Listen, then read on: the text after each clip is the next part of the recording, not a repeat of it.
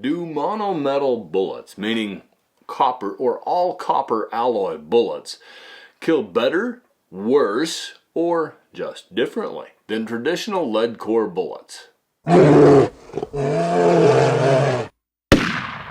Welcome to the Backcountry Hunting Podcast today, folks. I'm Joseph Von Benedict, your host, and today we're going to explore this question. As you can see out in front of me, I've got, for those of you watching on YouTube, I've got a big lineup of expanded bullets.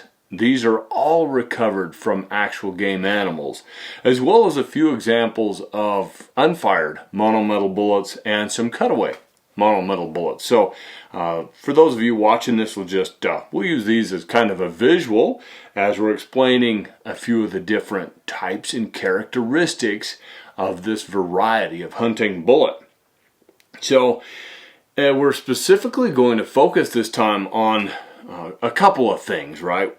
One of the foremost is the new monometal bullets on the market. Now we're talking about bullets like hammer, bulldozer, and so forth. Some of those that have only been around for, let's call it, about half a decade. There are some that have been around for well over a quarter century. We'll talk about those too, because they are still, in many ways, at the tip of the spear. Barnes Bullets, for example, brought the monometal bullet to the hunting scene, right? And that's their primary focus. They don't do much else. They don't invent cartridges. They don't really build many lead core bullets. They don't build anything but monometal bullets. And so they tend to build very, very good ones. Okay, so specifically some of the topics that we're going to address today are killing effectiveness and the different killing effectiveness of the various types of monometal bullets. And we'll touch briefly on how they compare to lead core bullets as well. Accuracy potential. Can a monometal bullet shoot as well as a really good lead core design? We'll talk about it. Extended range capability. Will they shoot and kill as far and effectively as a lead core design? We're going to talk about why SD, sectional density, almost doesn't apply in the traditional sense because of that homogeneous, the all mono, meaning one type of material, whether you want to call it monometal, monolithic, whatever. We're going to talk about barrel fouling characteristics and whether or not that's still an issue, because in the early days of all copper bullets, it sure was. We'll talk about how that affects, or rather relates to pressure and how much velocity you can get out of a monometal bullet as well. We're going to talk about the different types of on-impact expansion mechanisms of the different bullets, whether they create a traditional mushroom shape or maybe they have 4 petals that shear off in big chunks and spiral off on their own wound paths. And we'll talk about the different characteristics so you can pick which is best for the type of hunting you plan to do.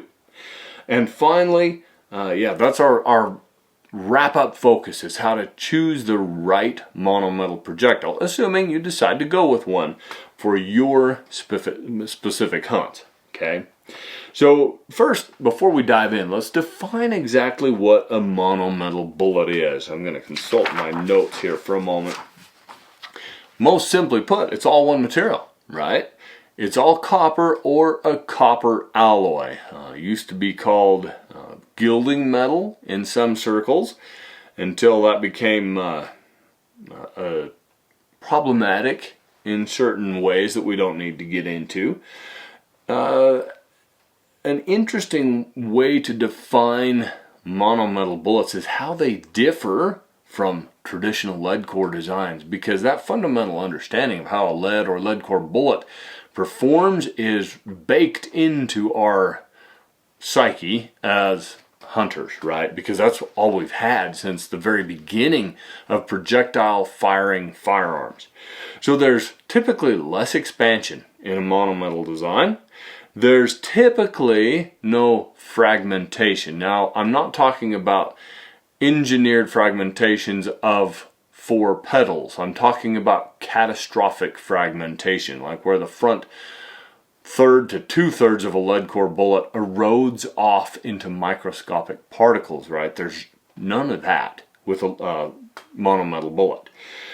You're going to have lower aerodynamics. Okay, we'll talk about why, but to touch on it briefly, copper and all copper alloy bullets are a less dense material than lead is, and so you have less momentum for a bullet of exactly the same shape and size. But another way, to get the same weight in a projectile, you have to make your monometal bullet much, much longer. So let's say you want a 165 grain 30 caliber bullet. In a lead core bullet, that's fairly short, right? In a monometal bullet, it's getting pretty long. As a result, you have a lot more surface drag in the monometal bullet. It's going to react more to wind deflection. So there are some simple characteristics of the all copper and copper alloy type bullet that, well, they'll never compare to a lead core design. Do their beneficial characteristics offset that? Let's talk about it. Another important characteristic of monometal bullets is that they require more velocity to expand reliably and to expand big than comparable lead core type designs. And finally, in some cases, especially in the past, less so now, but still in some cases, when you're shooting monometal bullets in your rifle, you're going to need to do more barrel cleaning because they lay down more copper fouling. We'll get into that more deeply. Okay, let's get started with the primary focus here, killing effectiveness. Temporary and permanent wound cavities. Now, I've talked about this quite a bit in the past, but it's been a while. So let's go over the specific differences and just talk about what a temporary wound cavity is and what a permanent wound cavity is. A temporary wound cavity is caused by hydrodynamic effect of the nose of your projectile going through the fluid parts of your anatomy, or your deer's anatomy, preferably, right, at very high velocity. Now, hydrodynamic effect is like a giant shock wave in front of the projectile, and it tears and ruptures tissue, capillaries, veins, nerves. It'll break bones even. It ruptures vital organs into nothing but froth. They're like scrambled eggs, right? This is when the bullet is going suitably fast enough and has a big blunt nose on it, okay?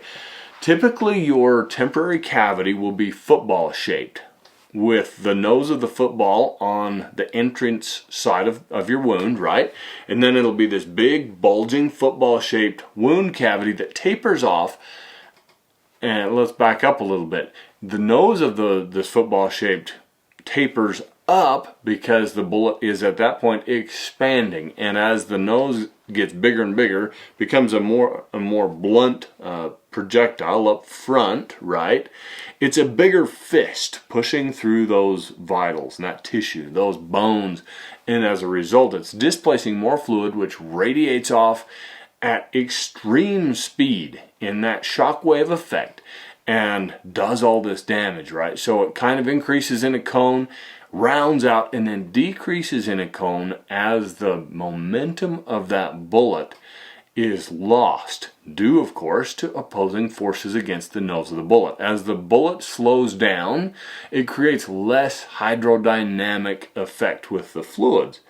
Well, as it closes in around the bullet, the cavity kind of converts from your temporary wound cavity, which, if you can imagine it, or if you've ever seen video, slow motion videos of bullets hitting gelatin blocks, how they test wound cavities, right? You can imagine that football shaped cavity stretching and billowing out like, well, kind of in an explosive effect, like a big balloon, right? And then contracting again around the path of the bullet. It can't contract completely because a large part of it has been shredded into nothing, right? And so that's how folks will look inside a deer and say, oh my gosh, I could just about push my fist through this shoulder blade where the bullet went through it. It's because the temporary wound cavity shock radius has made a pretty good size hole through there. So your temporary cavity is just what it sounds like, temporary at its maximum dimension, but then it does contract again, still leaves a pretty big hole. Now we translate as speed drops into the permanent wound cavity, the extension of the permanent wound cavity. And that drives in and is usually just a little bit larger in diameter than the expanded diameter, the front of your bullet, right? However big that is. If it's, 0.3 or if it's 0.6, however big it's expanded, we're talking tenths of an inch, right? It'll drive on, and if you have a bullet that maintains plenty of shank behind that big mushroom, it'll keep driving pretty deep, has still quite a bit of retained momentum, even though the speed has dropped off to the point where the hydrodynamic effect has lessened and almost disappeared. Finally, that bullet will come to rest at the end of its permanent wound channel. Typically that's going to be, well, either against the hide if you've gone through a quartering angle or whatnot with a long-shanked controlled expansion bullet such as a monometal design, or it's going to be in the mountainside behind your animal, right? So sometimes, in many cases, even on broadside shots, your monometal bullets will blow out the far side of the animal, still creating that fairly decent sized permanent wound channel, a little bit bigger than the mushroom diameter of your bullet. That's why, let's say you might find a hole the size of a nickel, maybe as big as a quarter. We're talking US coins, right? Coming out the backside of your animal. If your mushroom was actually that big, it would be a huge mushroom, right? So it's a little bit bigger around usually than the actual diameter of your mushroom bullet. Unless that bullet is slowed way down and is about to stop, but it just pops through the hide, then it'll kind of cut the same diameter as the mushroom. But I don't want to get too far off in the weeds talking about temporary and permanent wound channels. Back to my notes here. So, one big advantage of having a bullet that drives real deep is that it breaks bones effectively and continues on in a straight or very near straight path. It doesn't veer off or get deflected very easily. That's one really great characteristic of monometal bullets. Something that's often not valued enough with your monometal bullet design is the ability to quite frequently break a bullet on the far end of your wound channel. Let's say you shoot a quartering away elk, hit him somewhere in the rear of the rib cage, you drive your bullet through the vitals, and it impacts his offside shoulder. Typically at that point, a lead core bullet is just about out of steam, has eroded off a lot of weight, doesn't have enough mass left to break that shoulder bone. Monometal bullets often, even usually, will, assuming they contact the bone. That will help put your animal down quickly. Okay, here's another characteristic. With monometal bullets, animals usually take a little longer to die than when they're shot with a lead core bullet. Let's talk about why that is. With a lead core bullet, even the really good bonded core stuff, the nose of the bullet mushrooms big and a bunch of it erodes off. It might be 20%, it might be 60%. But that eroding effect wipes particles of lead off. Now, lead is a very heavy, dense material, and even a little piece with speed still does damage. And it has almost a grenading effect inside the vitals, assuming, of course, that's where your bullet is, right? That's what we all strive for. And as a result, you get a lot of auxiliary damage around your permanent wound channel, almost like around the outside edges of your temporary wound channel, that big football shaped thing. And it's very different from how a monometal bullet drives through and creates a temporary wound cavity that then kind of contracts but doesn't have any remaining particles of projectile inside there. Imagine a shot shell. Something like a turkey load. Lots of power, but maybe it's loaded with 9.5 pellets, so they're tiny, right?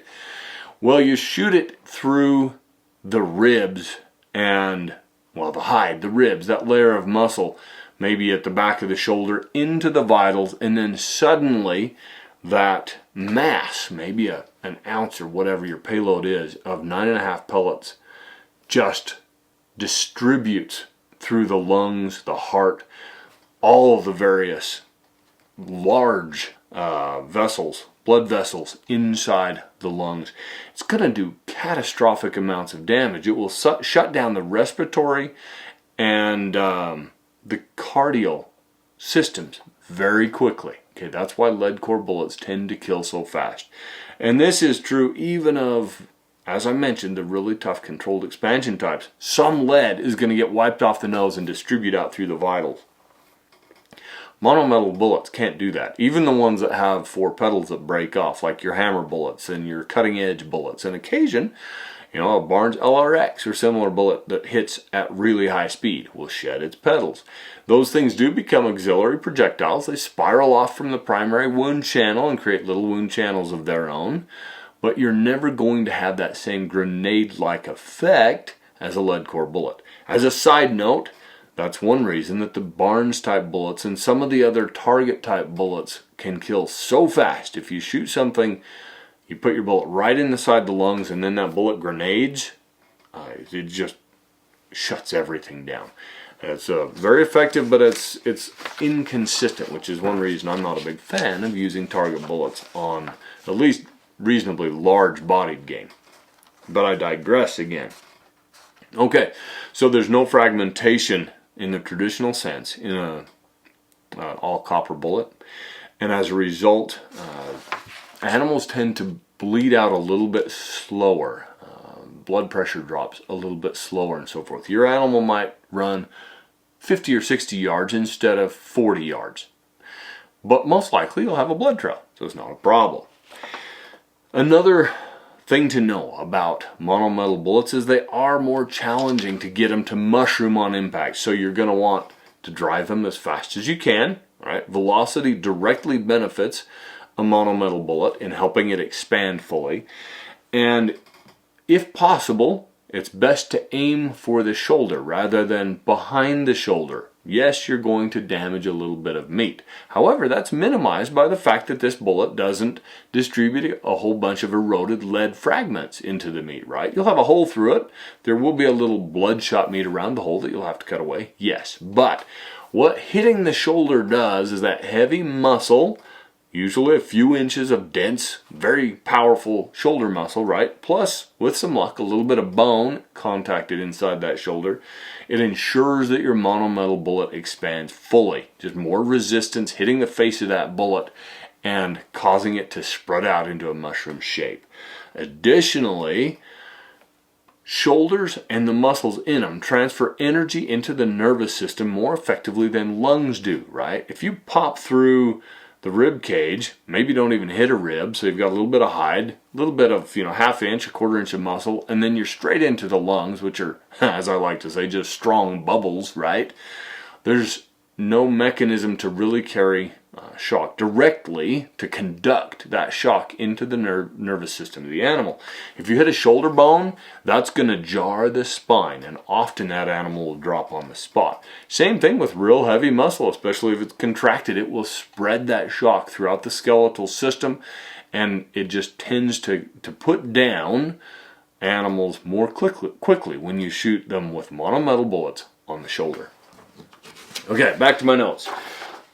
Mushroom type bullets versus fracturing petals. Now there's some discussion these days with the modern monometals on the scene, such as the hammers and the bulldozers and the Barnes LRX and the Hornady CX and so forth. Some adhere to a traditional mushrooming mechanism, such as the Hornady CX.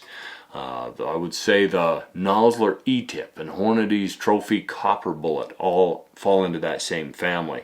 Barnes's tipped triple shock and standard triple shock are certainly designed, they're engineered to be traditional mushrooming type bullets.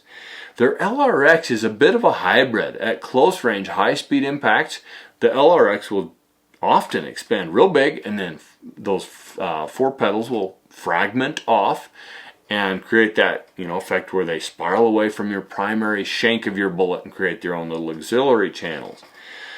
Then there are the bullets that are designed to do that all the time, and the most notable example is, of course, hammer bullets. And a hammer bullet you usually, if you recover any of it at all, it's just going to be kind of a long shank with a bit of a blunted front end. You might have a little bit bigger than shank diameter caliber on the front end. For example, if it's a 7mm shank, you might have about a 30 caliber front or a 32 caliber front. But it's never going to be double original diameter like you would see with a traditional mushrooming type bullet, because those 4 petals fragment off, and they're designed to do that all the way down to the minimum velocity that bullet is engineered to perform at on impact. So which is better? There's some interesting science and philosophy behind that question. The traditional mushrooming bullet tends to drive a little deeper in my experience because it maintains all of its weight unless it mushrooms real big. And in that case, you can get quite a large mushroom with a large frontal diameter up front, which of course creates back resistance, and that back pressure slows your bullet down, right? But in many cases, that bullet is still fairly small in diameter and it'll drive real deep, and it has the benefit of 99.9% of all of its weight. The types that fragment off do seem, in some cases, if you hit the animal directly through the lungs and heart area, to kill a little more quickly. And I think it's because those fragments are peeling off and creating their own channels, right? Additionally, I've heard from hunters who will shoot an animal and the primary shot goes just outside the edge of the vitals. Let's say your animal takes a step and you hit it just behind the diaphragm, or maybe there's more wind than you thought. And I've heard accounts of where one of those petals spiraling off will go punch through, say through that diaphragm and into the vital cavity and catch the back lobe of both lungs. You're going to have a long tracking job, but that animal will bleed and it will die. So proponents of the monometal fragmenting petal type of bullet say that it has more forgiveness and it kills a little more quickly. How about the downsides? You know, the biggest one I've heard from a lot of different sources now and seen in a few cases myself is that they don't tend to create a blood trail like a traditional mushrooming bullet will. I've recovered more of those types, like the hammer types, than I anticipated. I think because you're losing a lot of weight when you shed those petals off. They still drive real deep, often 30 to 38 inches, right? On an angled shot, you're probably going to catch it. Let's say you shoot it in the point of the shoulder, you're going to catch that bullet back near the hip. Broadside shots, they typically go through. However, you're going to get a caliber size exit hole. If you're shooting a 7mm, might have a 30 caliber front end, but hide is pretty resilient. The front end of that bullet will blow through. It'll kind of contract back around it a little bit unless it's got just a ton of remaining velocity. Usually they don't at this point, right? And you're going to have a very small exit hole, as small as your entrance hole. And we all know that entrance holes don't tend to bleed very well. So that's the main trade-off with that type of bullet. I will say that the hammer type bullets and the cutting edge type bullets that I've used tend to be very accurate. Part of this is due to the fact that they're lathe turned, and that makes them real expensive, right? Manufacturing them is a very expensive proposition, but it also makes them extremely consistent, which is one reason that it's easy to get them to shoot real well. In front of me here I've got a 160 grain hammer hunter in 6.8 Western diameter. That's a 270, right? But you can't shoot it in a 270 Winchester. It's too long and heavy. Won't stabilize in the rifling twist rate. As you can see, it's got kind of almost scalloped grooves, right? They're soft edged, and that's a patented technology by Hammer. Said to help with a few things. Reduces bore surface drag and the amount of material that has to be displaced by the rifling, so you can shoot them pretty fast. They tend to be real accurate. These two next to it, for those of you looking, this bigger one is a 7mm 177 grain version that I used to take my chamois on my recent public land DIY chamois hunt in New Zealand. And it worked great. I shot him stern to stem, and that bullet penetrated through that much animal, right? Hit just to the side of center on his back end, and we found that bullet right against his throat on the front end. The one next to it was Adam Weatherby's 124 grain hammer, fired from a 6.5 Weatherby RPM into a chamois at about 140 yards, if memory serves. My shot was, geez, let me think, 270, I want to say. Anyway, as you can see, it's enlarged a little bit at the front, but it lost its petals. It's much shorter than the 7mm version because it's a lighter weight bullet, right? He hit his quartering 2, if memory serves, and we found that bullet back kind of in the flank. So that's kind of an overview of the difference in the mushrooming versus the fragmenting petal type designs. If you ask me to tell you right up, straight up, which is better, I couldn't do it because I've had good results from both types. And I hunt with complete confidence with both types. But I do understand that there are some performance characteristics that change from one type to the other. And if you're aware of that, you can go into your hunt fully informed and fully confident, right? I want to talk just a little bit about some specific types of bullet here in a minute, and we'll look at some examples. Okay. But if I could just throw out a synopsis, the traditional mushrooming type monometal bullets tend to create a longer football-shaped temporary cavity and make bigger exit holes for better blood trails. I believe the fragmenting petal types tend to create a shorter but maybe slightly bigger temporary cavity with a smaller but just as long permanent cavity and don't bleed as well. So that's kind of in a nutshell, the performance characteristics, the killing characteristics of the two types. So we talked about the hammer bullets. What about cutting edge? I don't have any examples here in front of me, but they're also lathe turned. They're pretty good. They kind of focus on some unique stuff.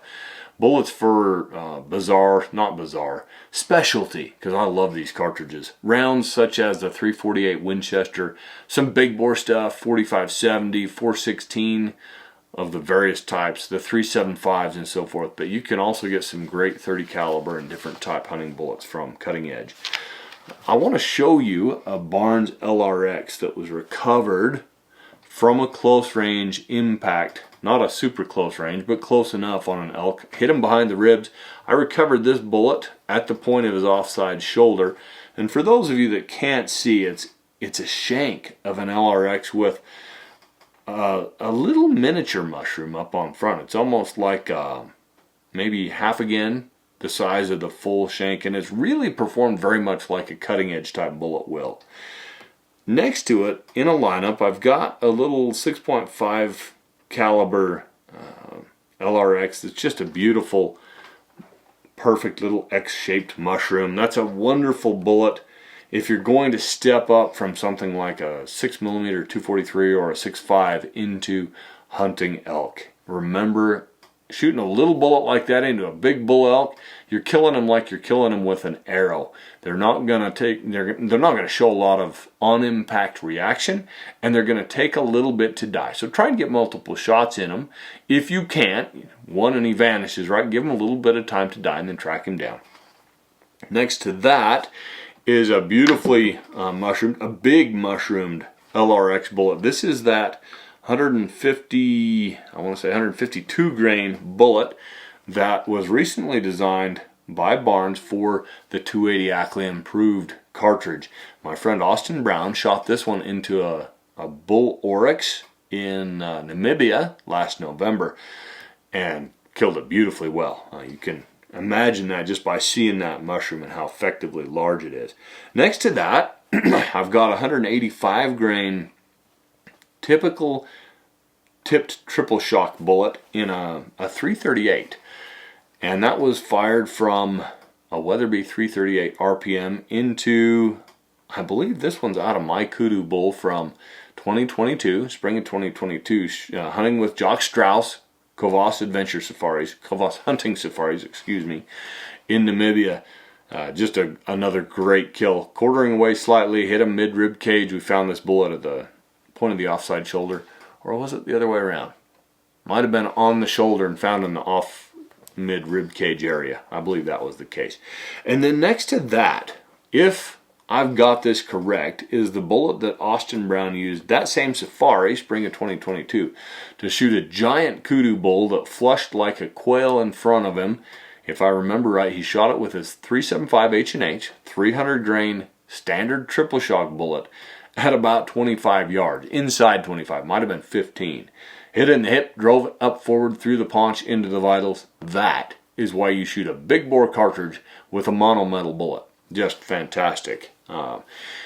Just going down the line as well, and I apologize again to those of you who are just listening and can't see what I'm talking about, but I'll try and describe these. I've got a 416 caliber triple shock Barnes that's sectioned. It's a good example. You can see very clearly by this bullet how monometal looks inside. It's just copper with a great big hollow cavity down the front of the nose. And then around the backside you can see grooves, a whole series of grooves. What are those for? Well, several things. And we're going to talk for a minute about the fouling characteristics of an all copper bullet. So, a pure copper bullet without any grooves in it, well, it's a very dense material. Same thing with a gilding metal or alloy type copper, right? As gunpowder explodes and forces that projectile forward into your rifling, something has to give, right? That rifling is steel. It's going to engrave into the copper. It will displace copper. And in a smooth shanked bullet, it's got to displace that copper to the rear. Copper is very dense. It's not malleable like lead or copper jacketed lead is. And so it resists deformation. There's a lot of drag on the rifling. As a result, with the original Barnes X bullet, which had smooth sides, there was always a lot of copper fouling left in the rifling. Also, because of the density and the resistance of the copper material to the rifling, pressures tended to get high pretty quickly. And so you couldn't shoot them as fast as a traditional same weight lead core bullet. Well, when Barnes pioneered the grooves around their bullet and named it the triple shock, they changed forever the future of the monometal projectile. Those grooves provide a place for the copper material displaced by the rifling to flow into, and they reduce the bearing surface against the steel of the rifling. That does several things. It minimizes the smearing onto the steel effect of copper traveling through rifling. It minimizes the pressure spike caused by copper resisting the deforming nature of the rifling that's being smashed into it, right? And all in all, it increased accuracy generally by a significant margin. So now you're shooting your bullet faster with less pressure and less fouling and more accuracy. It was a beautiful evolution in the monometal bullet line. And as you can see, if you look at this big line of bullets in front of me, every single bullet by every different manufacturer I've got here on the table has a groove in it, right? The only one I'm aware of, the only modern monometal bullet that I'm aware of that isn't grooved is Nosler's E-tip. One of these days I need to interview them and ask them why. Presumably there's a reason, but every one of those bullets for component hand loaders, right, comes with a card inside talking about pressure spikes and with special entry-level load data so you don't overpressure your rifle and cartridge, right? So it's still a thing. Okay, so let's talk a little bit more about some specific bullet types. Okay, so we talked about the bullets that create that the petals that fragment off. Let's talk about traditional mushrooming types now. We're going to start with the Hornady CX because it's got a little different, I guess, conceptual design in its nose.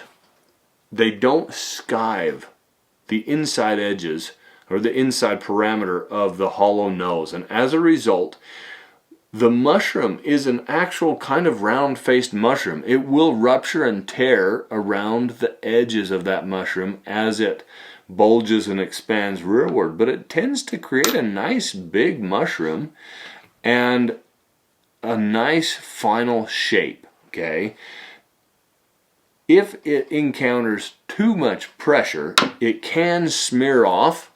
It'll hit the bottom of that hollow cavity and then erode off that, or not really even erode off, but just deform off the copper flowing backward in that mushrooming shape, and it can chunk off basically around that bullet if they hit going just too fast. If I'm not mistaken, I'm holding one here right now that's a federal trophy copper that Colton Heward, my friend and hunting partner Colton, shot an animal with in Africa. I think this one went through a big bull kudu's neck, including all that massive spine, probably the front of his shoulders up near his withers, and you can see it lost a big part of it. Here's another trophy copper bullet by Federal. Single groove around it. You can use that to crimp the front of your case into, and it does help a little bit with minimizing fouling and pressure spikes. That one has a shallower nose. I imagine this one probably hit an oryx or something at a little bit further distance and didn't encounter as much heavy bone. And even though it's kind of torn back into 4 different petals, that's a different look than your classic X bullet has. Okay, so I think the truest mushrooming types of monometals today are the Hornady CX trophy copper and probably the Nosler E-tip. Next on my list here, I've got the various Barnes types. So you've got the standard triple shock, which is a non-tipped bullet. Okay, it's got usually 3 or 4, sometimes 5 grooves around the shank and a modest boat tail, and it is absolutely 100% copper. There is no other component to that bullet. It doesn't have a plastic tip. It doesn't have any core material in it. Just copper, and it's a great bullet. You can imagine, or if you can see here in front of me, this is that 416 bullet again. It's just one material. There are no other things to potentially introduce inconsistencies, which is one reason that monometals can be so accurate. Okay, so that bullet can, on rare occasion, do weird things if it impacts at a very steep angle. You call it riveting the nose shut, where instead of smashing it back into a mushroom shape, the sideward, like the steeply angled contact, will actually mush that hollow nose shut, and then it can perform kind of like a full metal jacket. It'll often tumble on impact, still often kills well, but sometimes does weird things. How often does that happen? It's a fraction of a percent of the time. I've seen it once in my life. Usually these bullets are very consistent. They don't open at low velocities as well as the tipped versions, and they don't have as good aerodynamics as the tipped versions. So in all, I prefer the tipped versions. Okay, whether it's a light for caliber one, this is 150 grain 30 caliber, which for me is light for caliber, right? I like heavy bullets. That's a pretty good choice for stepping up with something like a 308 to hunting elk. 175 grain, 180 grain, 30 calibers are pretty good. The 160 to 168s are great. And then you can get into the really modern LRX type bullets, such as the 208 grain specialty bullet designed specifically for the 300 PRC. This has a BC, I believe, in the mid 600 range, G1 BC, so it's got very good aerodynamics for a monometal bullet. and tends to be extraordinarily accurate. Hits like a sledgehammer. And then, of course, there's all the fun, kind of less common but really useful stuff, like the 300 grain big hollow nose bullet for the 45-70 and various other tasks like that. I think that covers most of them. We've talked about the Federal Trophy Copper, the Nosler E-tip. What about European brands? We have a lot of European listeners, folks, and they are being forced in some regions more and more to hunt only with copper bullets. And there are different versions from SACO and from RWS, from Norma. I don't have any experience with those bullets, my friends, and so I confess that I am not qualified to give a valid opinion on them.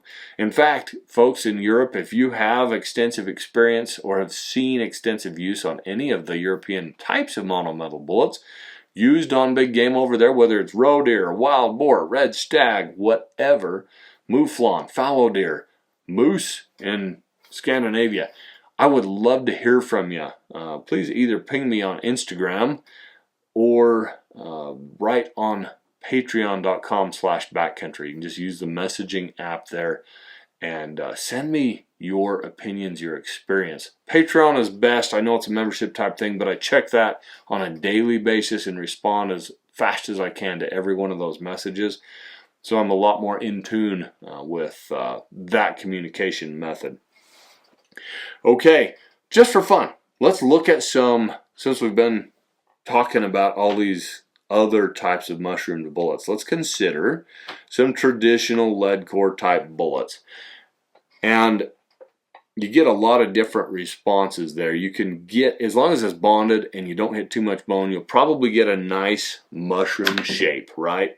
Something like a Federal terminal ascent will almost always provide a perfect mushroom shape, whether you're hitting going real fast or it's slowed way down and you don't have a lot of velocity left. That's a magical bullet, right? It is my favorite of all the lead core bullet designs.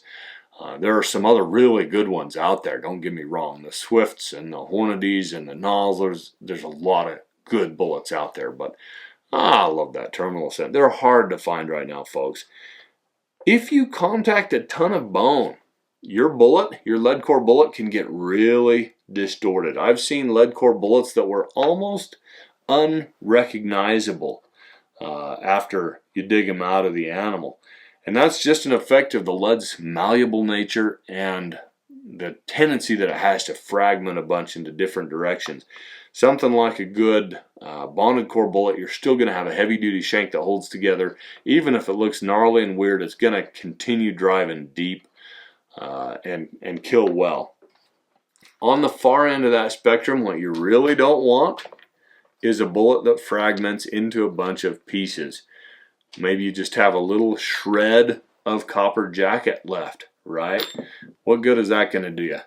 Almost no penetrating capability, just not going to get deep through much of anything.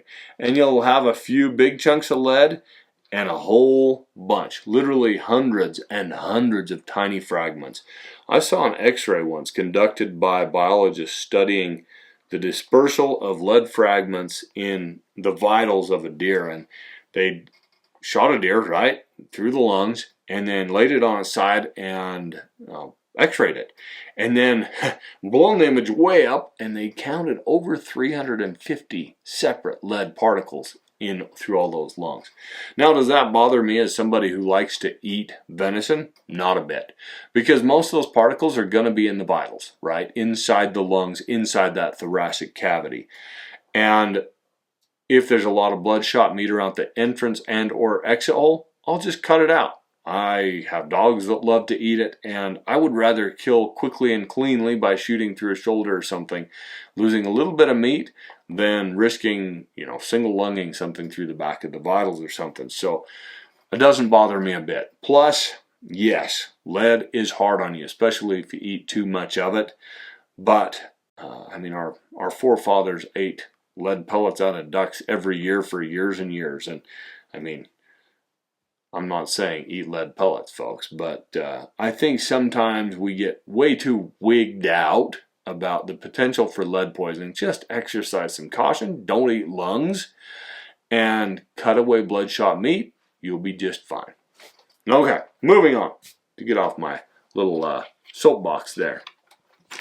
What's next on our list of topics? How about accuracy potential? That's a fun one. So I've mentioned a couple things like how the grooves have benefited accuracy and how being all one material can benefit accuracy because there's not different components to introduce potential inconsistencies.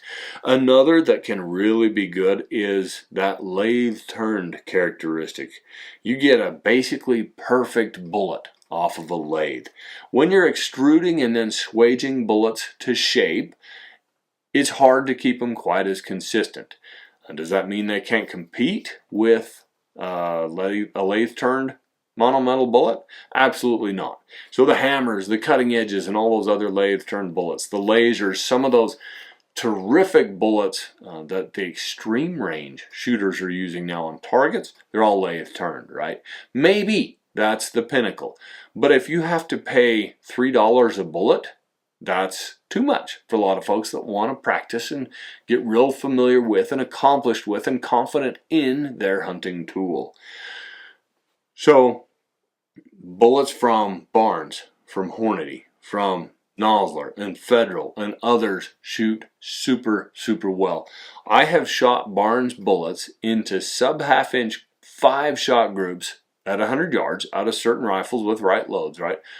Over and over, on demand. No flyers, no mulligans. With the right load and a bullet that rifle likes, monometal bullets, swaged and extruded type monometal bullets absolutely can drive tacks.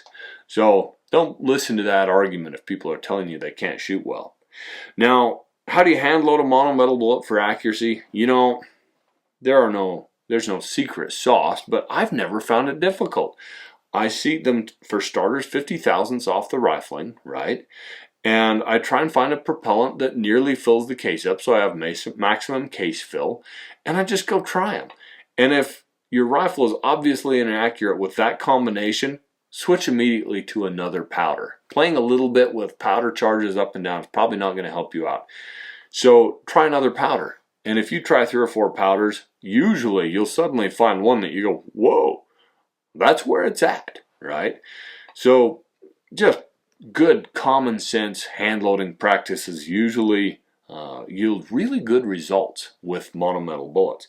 There is one trick, and that is to start with a squeaky clean barrel.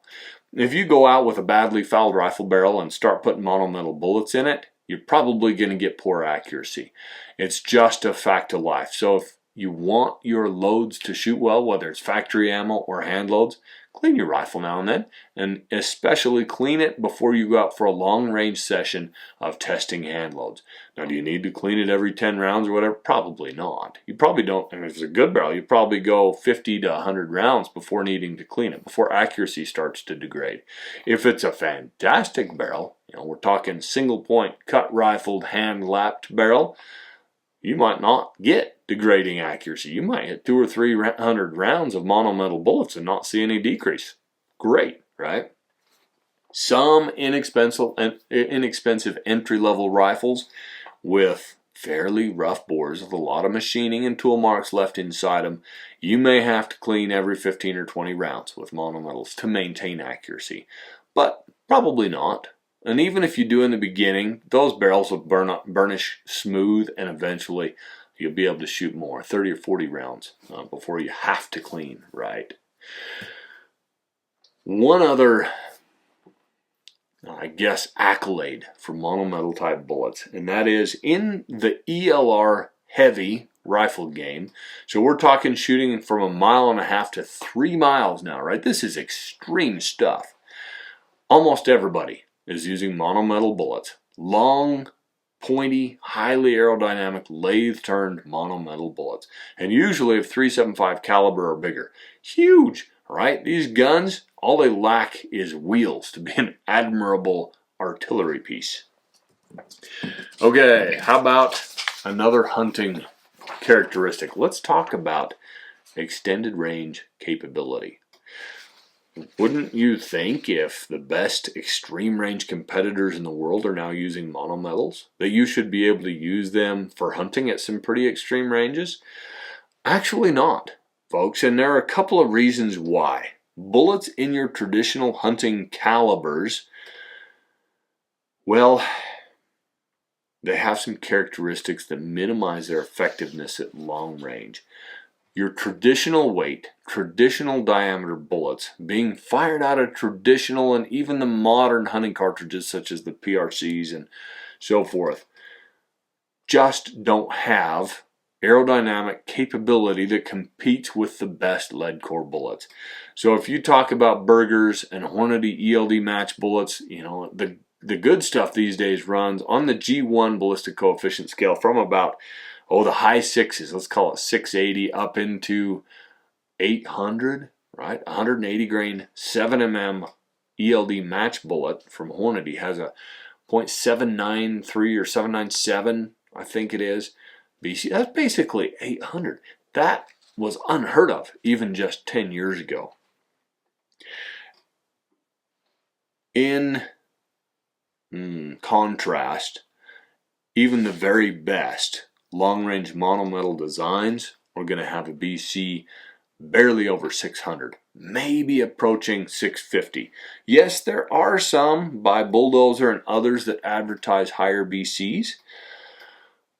I don't have personal experience with those, so I'm not going to attempt to debunk that, but I will simply say this: before I relied on those factory advertised BCs, I would go out and very diligently prove them out at extended ranges, 800 to 1200 yards, with my rifle on a shooting range and just chart that.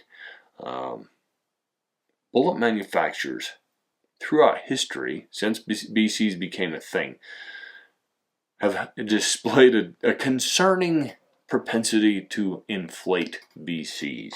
They're optimistic, right? When Hornady and Barnes concurrently both started using Doppler radar to chart actual drag coefficients and then translate those into ballistic coefficients, they learned a ton. And the most profound thing they learned was that most lead core bullets have advertised BCs that are much higher than reality. That's why in the last 5 years you've seen a big pullback among all bullet makers in those advertised BCs. I'm off on a tangent again. Back to how they kill at extended ranges. So what's the downside of not having as much BC? You're going to have more wind drift. You're going to have less velocity on impact, and you're going to have less energy on impact. Okay, all of those are crucial to killing. The wind drift, of course, indirectly, you got to be able to place your bullets well. And if the wind pushes you 12 inches instead of 7 inches, you've just missed the vitals. Velocity is required to open monometal bullets effectively, and that's the next characteristic we're going to get into. Although a lot of even monometal bullets advertise that they'll open effectively at some quite low velocities, even all the way down, let's say, to 1600 feet per second or whatnot, I don't trust that. I will trust it in certain lead core bullets, such as that terminal ascent, but in a monometal, I always want to have 2000 feet per second of impact energy. Myself, this is my personal rule, right? So when you crunch the ballistics with your muzzle velocity and your bullet's ballistics at your altitude and temperature, you can say, all right, my bullet drops below 2000 feet per second, or whatever you establish your minimum threshold at, right, folks, at 475 yards, right, or 680 yards, whatever the case is, and however good that bullet is, however fast you launch it in the beginning. All those things influence monometal bullet performance at extended distances. And the simple fact is, folks, a monometal cannot keep up with a lead core bullet at extreme range. Now, that doesn't mean they can't have 600 or 700 yard killing capability, because they absolutely can. This 208 grain 30 caliber that I'm so partial to in the 300 PRC is a perfect example of that. You know, another good one is the 160 grain hammer that I've been shooting in the 6.8 Western.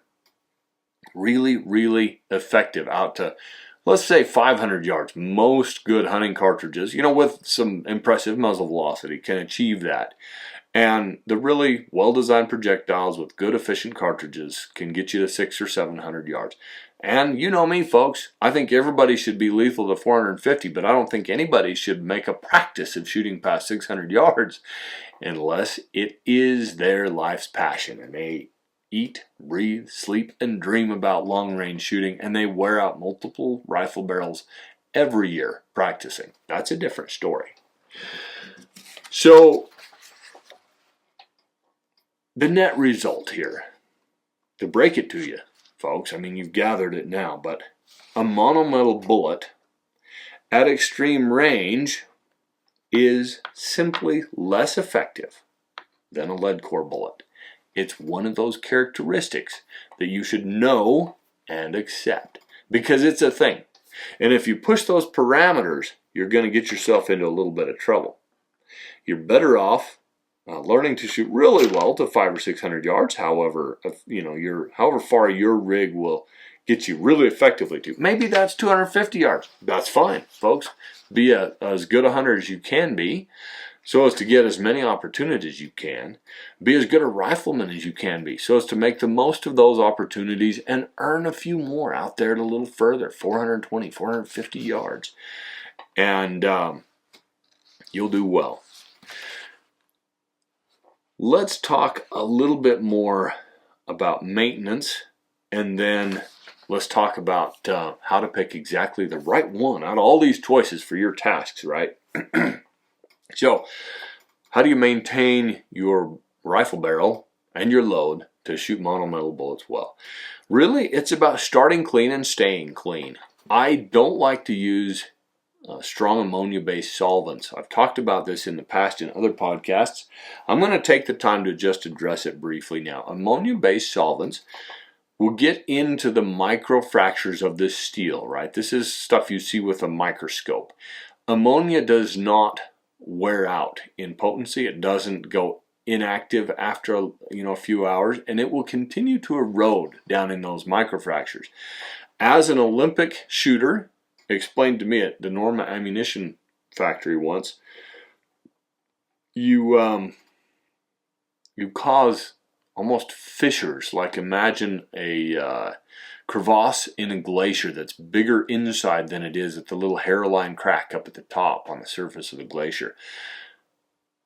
You can cause erosion like that by using too much ammonia in your rifle barrel.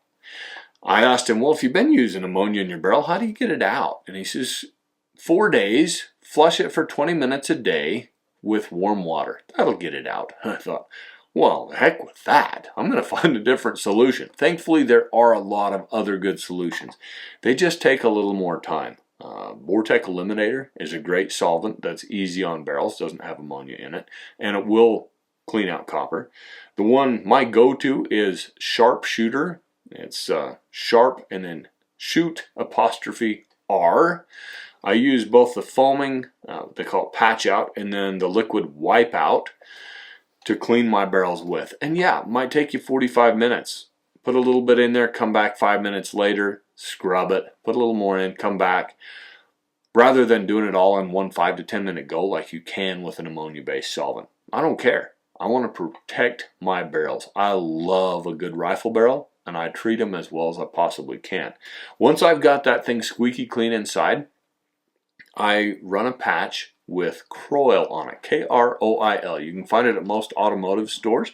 It's an extremely good penetrating oil, and it's a seasoning agent for rifle bores.